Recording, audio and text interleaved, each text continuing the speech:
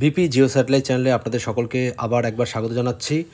প্রাথমিক টেট সংক্রান্ত 2014 সালের যে প্রাথমিক টেট হয়েছিল সেই সংক্রান্ত মামলা কিন্তু এখন পর্যন্ত আমরা জানি নিয়োগ সম্পন্ন হলেও মামলা কিন্তু এখনও ঝুলে রয়েছে আমাদের হাইকোর্টের সেই বিচারপতির এজলাসে। সেই বিভিন্ন ক্ষেত্রে প্রাথমিক টেট নিয়ে কিন্তু মামলা করা হয়েছে, কখনো সার্টিফিকেট নিয়ে, কখনো চাকরির বৈধতা নিয়ে বা প্যানেল নিয়ে, বিভিন্ন ক্ষেত্রে সেখানে জেলাভিত্তিক কাট অফ সেগুলো ঠিক নেই বা বিভিন্ন আমরা দেখেছি বিভিন্নভাবে কিন্তু বিভিন্ন বিষয় নিয়ে মামলা করা হয়েছে। তো এমনই একটি মামলা করেছিলেন কিছুজন শিক্ষক, যেখানে বলা হয়েছে যে প্রাথমিক টেট পরীক্ষা তারা পাশ করেছে কিন্তু এখন পর্যন্ত কোনো সার্টিফিকেট বা শংসাপত্র দেওয়া হয়নি তাদের। সেই নিয়ে কিন্তু দ্বারস্থ হয়েছিলেন কিছু শিক্ষক এবং সেই মামলার কিন্তু শুনানি আজ মাননীয় বিচারপতি হাইকোর্টের আমাদের মমতা সিনহার এজলাসে কিন্তু শুনানিটি হয় এবং সেইখান থেকে যে খবরটি উঠে আসছে সেটা আপনাদের সাথে একটু শেয়ার করে নিচ্ছি।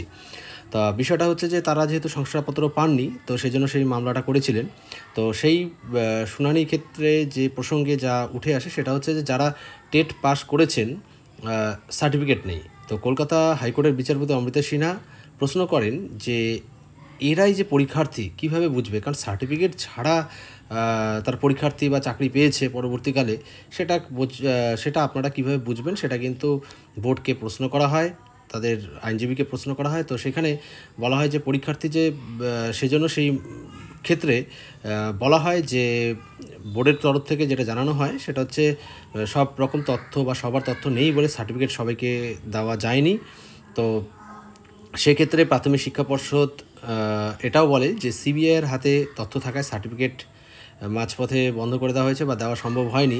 তো এই কথা যখন বলে তখন মাননীয় বিচারপতি অমৃতা সিনহা কিন্তু সিবিআইকে সরাসরি নির্দেশ দেন যে একটা যে ওয়ার্কিং কপি আছে, অর্থাৎ ডেটার থেকে যেগুলো সার্ভার থেকে যেগুলো বের করা হয়েছে যে ওয়ার্কিং কপি, সেই ওয়ার্কিং কপি কিন্তু খুব তাড়াতাড়ি আমাদের বোর্ডকে দিতে হবে এবং সেই ওয়ার্কিং কপি দেখেই যারা মামলা করেছে তাদের প্রথমে কিন্তু চিহ্নিত করে টেট সার্টিফিকেট বন্টন করতে হবে 13ই আগস্টের মধ্যে, এই কথাটা কিন্তু বলা হয়।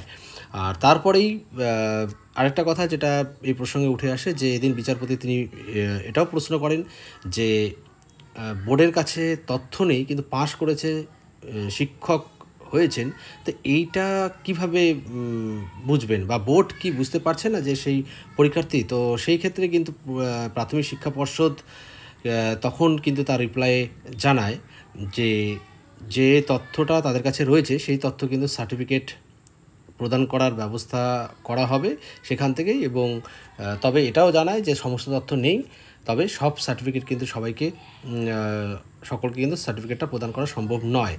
আর এক্ষেত্রে 1,26,000 টেট সার্টিফিকেট কপি হস্তান্তর নির্দেশ দিয়েছে অমৃতা সিনহা এবং দ্রুত সার্টিফিকেট বোর্ডের কাছে হস্তান্তর করবে সিবিআই।